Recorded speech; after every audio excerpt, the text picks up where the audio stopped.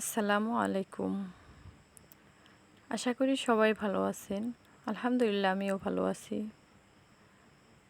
আজ আমি আপনাদের মাঝে একটি ভিডিও নিয়ে আসলাম। ভিডিওটি হলো আমাদের গ্রাম অঞ্চলে কিভাবে মুড়ি ভাজা হয় বা আমরা কিভাবে মুড়ি ভাজি।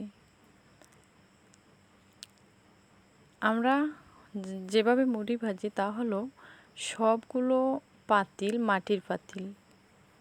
মাটির পাতিলে বালি ব্যবহার করা, মাটির পাতিলে চাল লাড়তে হয়, মাটির পাতিলে চাল বালি দিয়ে ধুলাইতে হয়, সব কিছুই মাটির পাতিলে করতে হয়।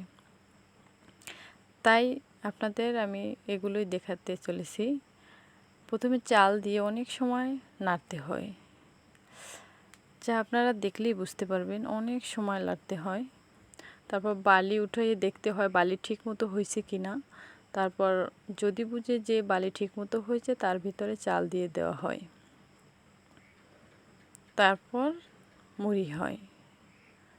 তো সামনের দিকে দেখতে পাবেন যে কিভাবে বালি আর চাল একত্রিত হয়ে একটা ধোঁয়া বের হয়। হয়তো সেটা সব কিছু উঠানো সম্ভব না, তাহলে মানুষ উঠানো লাগে। তো আমি মানুষ উঠাতে চাই না, আমরা ক্যামেরার সামনে আসতে চাই না, তো কাজকর্মগুলো একটু তুলে ধরতে চাই আর কি। আমাদের জন্য দোয়া করবেন। আমার ছোট চ্যানেলটার জন্য সবাই একটু সাহায্য করবেন। প্রথমে বালি উঠাইয়া তারপর দেখতে আছে বালি হয়েছে কিনা। আর এদিকে তো অনবরত চাল লাড়তেই থাকা লাগবে,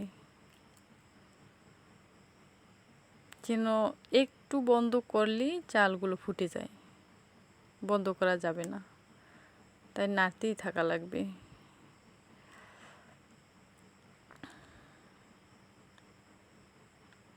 তো ওই নারিকেলের শলা দিয়ে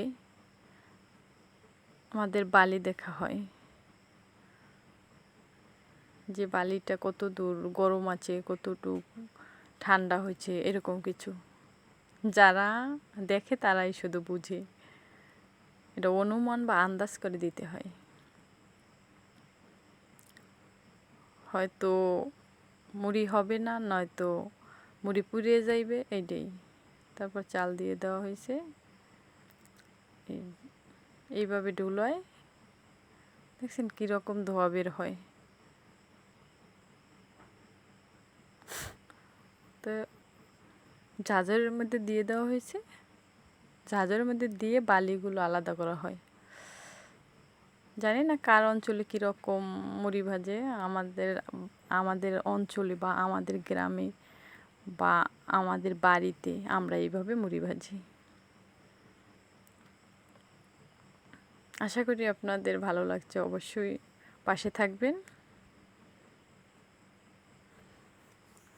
ভিডিওটি দেখার জন্য অসংখ্য ধন্যবাদ।